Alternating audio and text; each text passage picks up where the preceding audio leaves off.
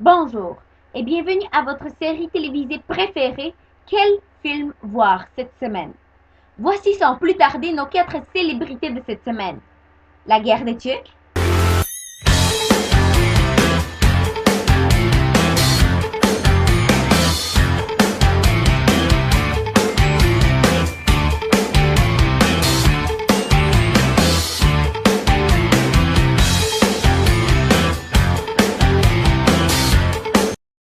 la Polytechnique,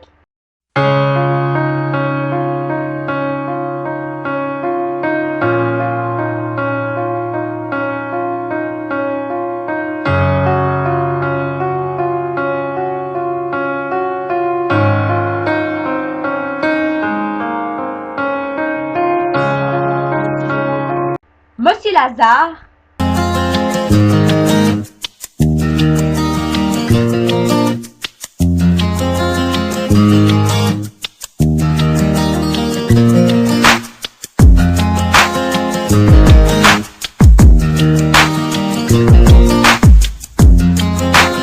et le dernier tunnel.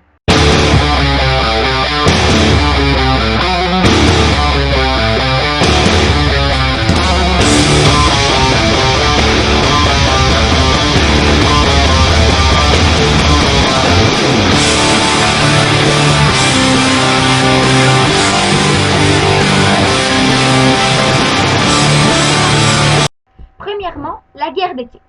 Ce film québécois d'André Melançon, réalisé en 1984, nous raconte en 92 minutes l'histoire d'un groupe d'amis qui ont décidé de jouer à la guerre pendant les vacances d'hiver. La guerre, pas une raison pour se faire mal. Vous connaissez cette phrase? Ah, c'est peut-être parce que ce film est un classique québécois qu'il faut absolument faire voir ses enfants. Il est vrai que si, comme moi, vous le regardez dans un âge trop avancé, il vous semblera plat. Mais il est un vrai succès chez le public plus jeune. Alors ne privez absolument pas vos enfants de la chance de le voir, car même moi, je l'ai trouvé vraiment amusant. Ensuite, La Polytechnique. Basé sur des faits réels, ce film de Denis Villeneuve nous présente en noir et blanc la tragédie qui s'est passée ici même, à Montréal, lorsqu'un jeune homme a tué plusieurs jeunes filles avant de se suicider lui-même. Vous vous en souvenez? Il sera mieux de voir ce film. Ce drame est destiné au public général, même s'il est mieux que les plus petits ne le regardent pas. Demandons maintenant l'avis de Yao Peng, notre spécialiste, sur ce film. Est-ce qu'il t'a plu? Moi, pourquoi est-ce que ce film vous a-t-il plu? Parce que c'est très drôle et à crever, ouais, c'est ça. Quelle note vous lui donneriez-vous sur 10? Oui.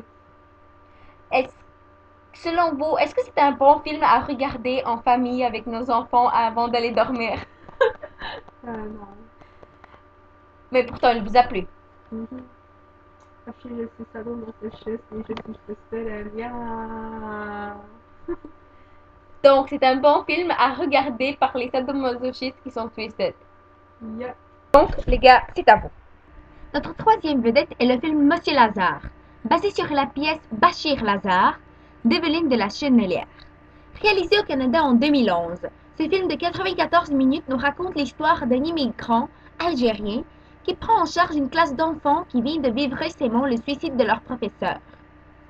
Il les mène à travers une année difficile et apprend d'eux comme ils apprennent de lui. Ce film aborde des thèmes tels que la culpabilité, le suicide, l'enfance, l'éducation et plusieurs autres et est, selon moi, absolument à voir, en famille ou seul. Il va plaire à tous.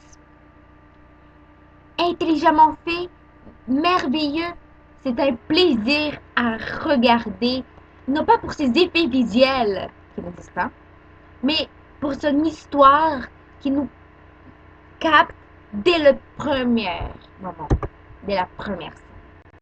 Finalement, le dernier tunnel. Inspiré de l'autobiographie de Marcel Talon, ce film réalisé en 2004 par Éric Canuel est l'histoire d'un homme qui, tout juste sorti de prison, entreprend le vol du siècle, qui consiste à creuser un tunnel afin d'arriver à un trésor de 200 millions de dollars canadiens. Par contre, tout ne marche pas comme prévu, et lorsque lui et ses complices se retrouvent coincés dans le tunnel, leur vraie nature commence à se relever. Dites-moi, Yao Peng, ce film vous a-t-il plu? Oui, beaucoup, c'était très bon. Vous m'avez dit pourtant que vous étiez endormi dans les premières 10 minutes. Et dans la suite aussi. Donc, c'était plate. Je sais pas, c'était comme à 10 heures du soir, puis j'étais fatiguée, alors. Ouais. Donc, est-ce que c'est un film à regarder ou absolument pas? Et regardez-le. Ouais, c'est magnifique. C'est magnifique pour aller dormir. Et une belle berceuse, tu sais, des gens qui creusent et qui se trahissent et qui s'entretuent, j'imagine aussi. Qui se trahissent. Ouais.